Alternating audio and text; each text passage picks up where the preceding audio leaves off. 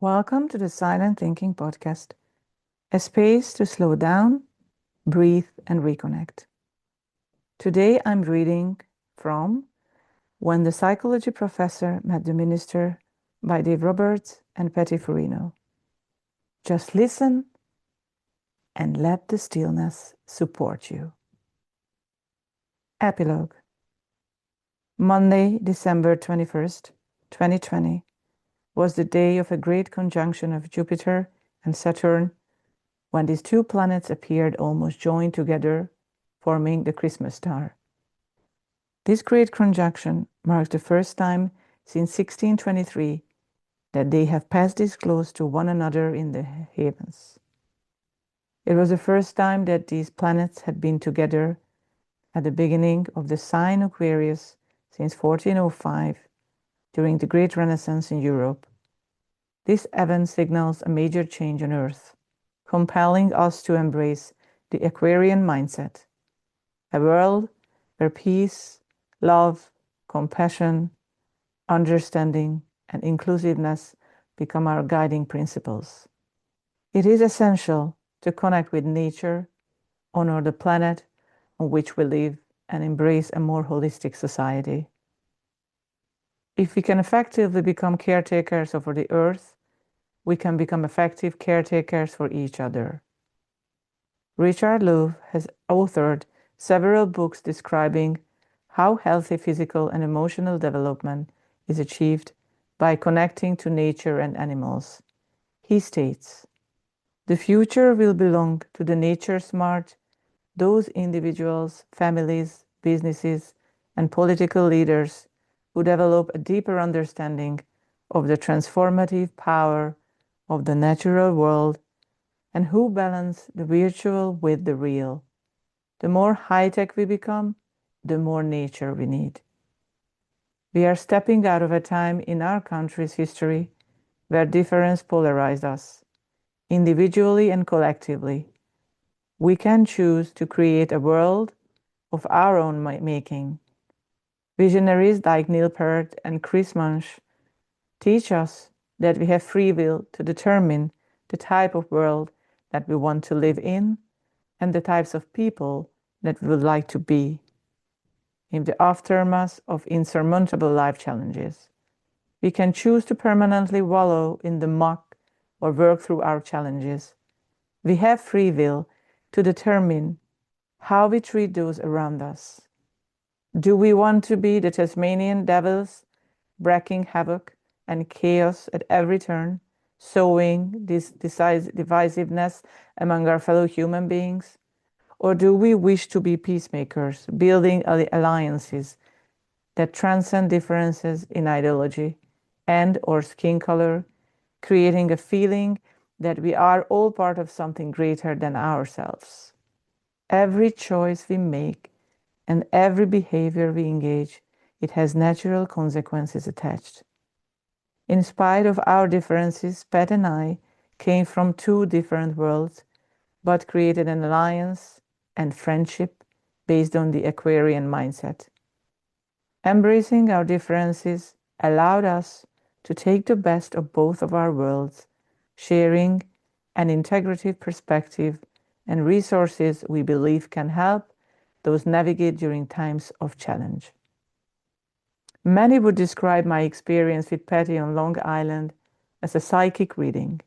It was far from that. It was a spiritually transformative experience that was the catalyst for the evolution of a different perspective. That perspective empowered me to look at my past, present, and future differently. As a result, my entire worldview transformed. A significant part of that transformation was understanding the significance of science in nurturing ongoing bonds or relationships with our deceased loved ones. We are capable of creating everlasting bonds with our deceased loved ones. What prevents us from doing so is our self-imposed limitation or those that some in society impose. Limitations prevent us from catching a glimpse of what lies beyond the world that we know. a glimpse that can be the motivation for expanding awareness and sharing our insight with those willing to listen.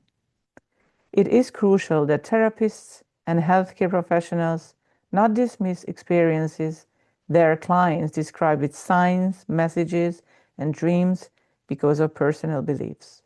In fact, it is time that helping professionals working with those experiencing life-altering challenges understand the role of non-ordinary phenomena in helping individuals achieve clearly.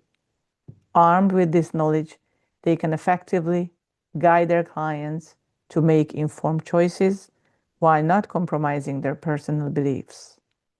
When individuals describe their experiences with loved ones from the other side, it is important to be respectful, objective, and engage in active listening.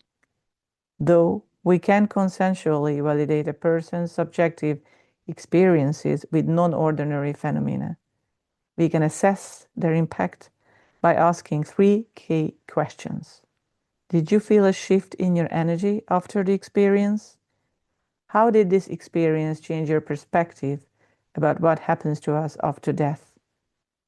How can these and future experiences help you find peace in the aftermath of life challenges? With Patty's guidance, I learned to make my own connection with Jeannine. She not only resides in another dimension, but in the deepest corners of my mind, heart, and soul. We are one. I discovered that Jeannine is one of many spirit guides that I have, who share the universal oneness and are at my disposal anytime that I need them. I am also one with individuals who value critical thinking. Establishing a norm where critical thinking is honored allows us to create a community of our own choosing, allowing opportunities for future growth.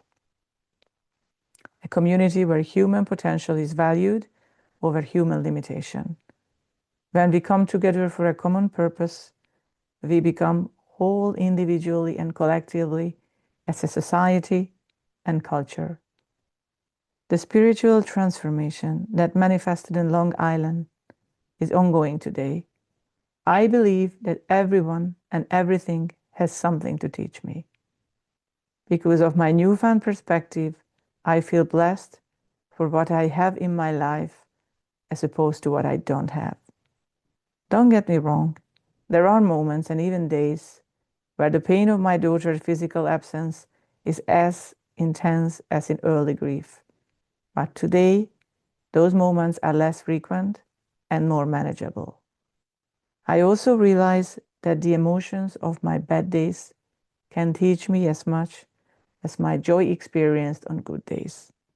Joy, sadness, and longing are the foundation for a beautiful mosaic comprising the path that I now walk. That mosaic represents the totality of my human experience. The reflections and encounters that were shared in When the Psychology Professor Met the Minister have made it clear to me that my life on earth is just one part of my existence.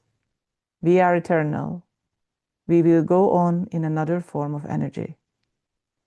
Our souls have free will to contract for as many incarnations of the human experience as desired, or become a permanent part of the vast and infinite universe. In that sense, we never truly die. I wasn't afraid of dying after Jeannine's death. In fact, eternity could have started any time after she passed. What I was most afraid of was not living my life to its full potential. Before I met Pat, I was living the existence of a bereaved father. Other important aspects of my life were not honored because my focus was myopic. I believe that I was afraid to fully re-engage in all areas of my life because of desperately hanging on to the vestiges of a life that I once knew. Today is not about hanging on, It's about trying to reap as much as I can from the time that I have remaining in this lifetime by trying to help others in the process. I'm not afraid of death, but I'm not ready to go yet. I want to make sure that life I live now is the life that I will be content to die with. Patty and I were guided to share with our readers a taste of our experience merging the philosophies of two different perspectives, one based in science and one based in spirituality. We aspire to provide a framework which could help individuals transcend life challenges of any kind while empowering them to expand their existing beliefs. Most importantly, we tried to create a book that was engaging, easy to read, and stimulated critical thinking. We also believe our perspective can help individuals strengthen their existing relationships and build new ones. My friendship with Patty empowered her to embrace the truth of who she is and calmed her fear of going public. I never questioned what came through her or who came through her. It was pure truth and wisdom channeled from highly evolved spiritual beings. Patty is humble, never using her abilities for someone's entertainment or pure monetary gain. You, the reader, may be wondering if Jeannine still comes through from time to time. The answer is yes. She will send me signs or use Patty when she has something important to say. Jeannine doesn't ask for permission. She just takes over our conversations. I never know when it will happen, but when it does, it puts a smile on my face and gives me a sense of peace. In the process, she has created a friendship with Pat, which is pretty cool. Maurice Schwartz had it right all along when he declared that death ends a life, not a relationship. Wishing you peace.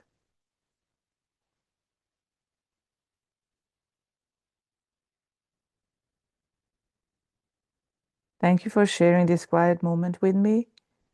If this brought you peace, please subscribe to my YouTube channel, like this video, and share it with someone who might need a little stillness too.